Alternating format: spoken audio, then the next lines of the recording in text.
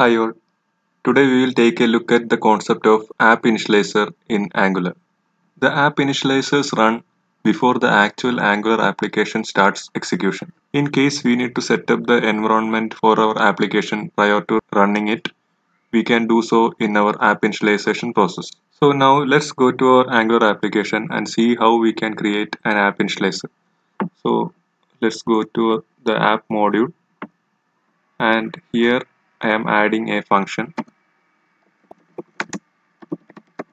I'm adding a function called basic loader, and here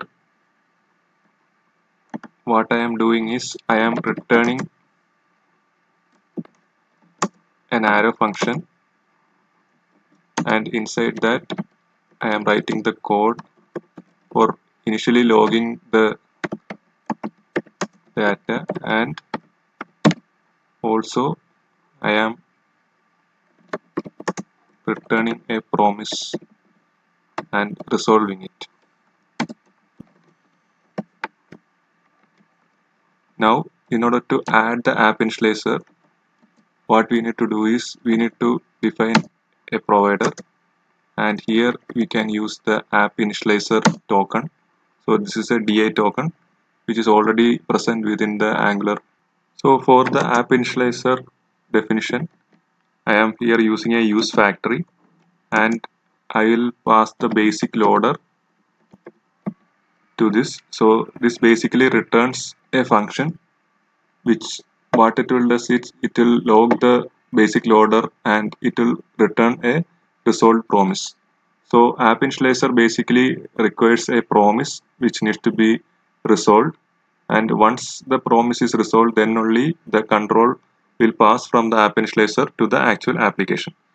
So here we can also define our dependencies. So since this is not using any Angular dependencies, we can give it as empty, and also here we will be giving the multi value as true. So this means that we can define multiple app initializers within our application. So now let's also add a console log in our app component, and let's see how it gets executed. So here I am adding a console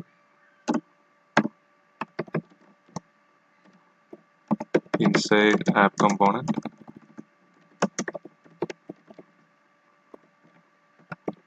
Now let's run our application.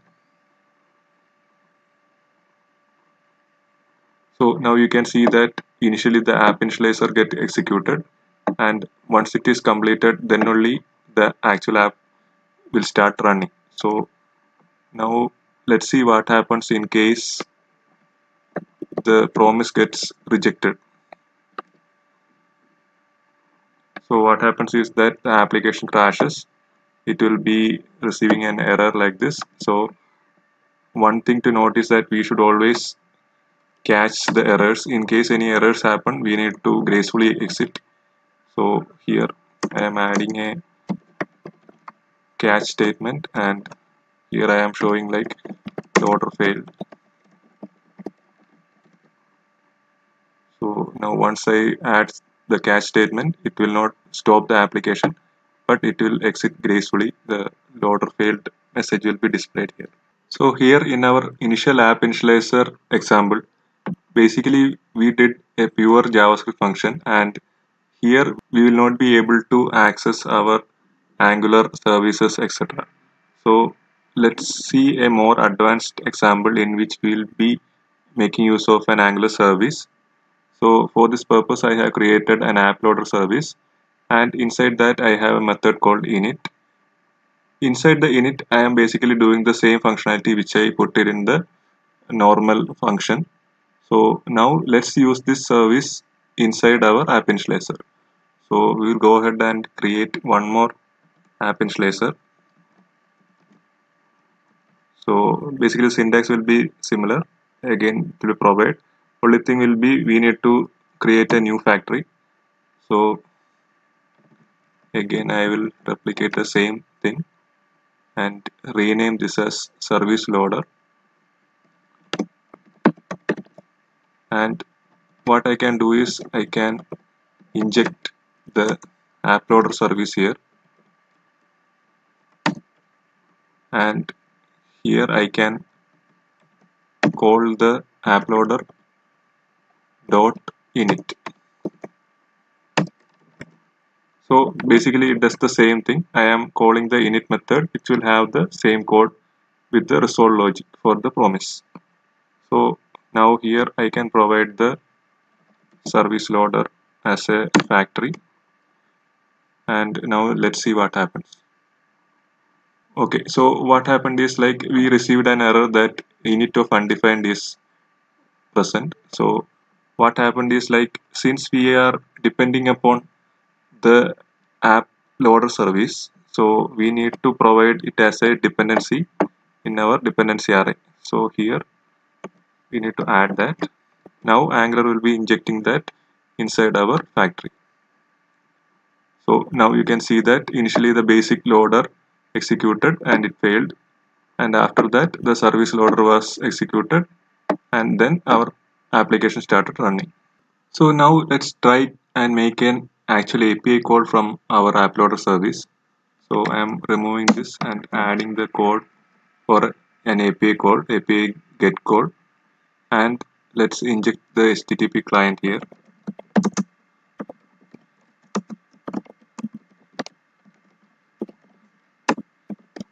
So one thing to note is that like prior to Angular 12 only a promise could be returned from the app initializer.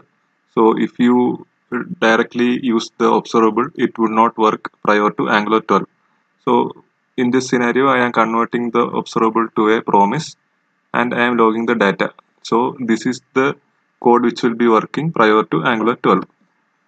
So now when we run our application, you can see that the app initializer executed the API and we are seeing the result here. In Angular 12, they have added the support for observables also in the app initializer. So now let's comment this and add a pipe and tab. So we'll import the tab from the RxJS operator.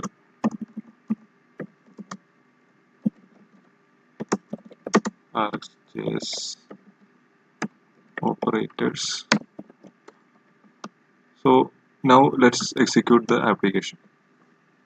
So here again you can see that now since it is Angular 12, it is working as expected.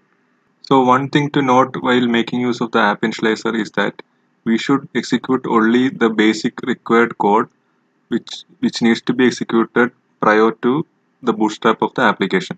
So why we need to take care of this is like let's see an example.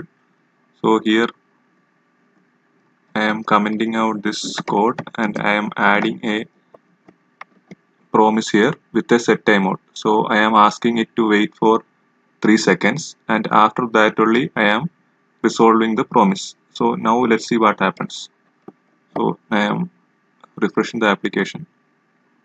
Now you can see that it waits till the set timeout is resolved, like it's completed and the promise is resolved. So what happens is like as long as all the app initializers are resolved, the app will not get started. So we have to be very careful while making use of the app initializer and ensure that only minimal code is executed in it. Hope you are able to get a better understanding of how to use app initializers in an Angular application. See you soon. Thank you.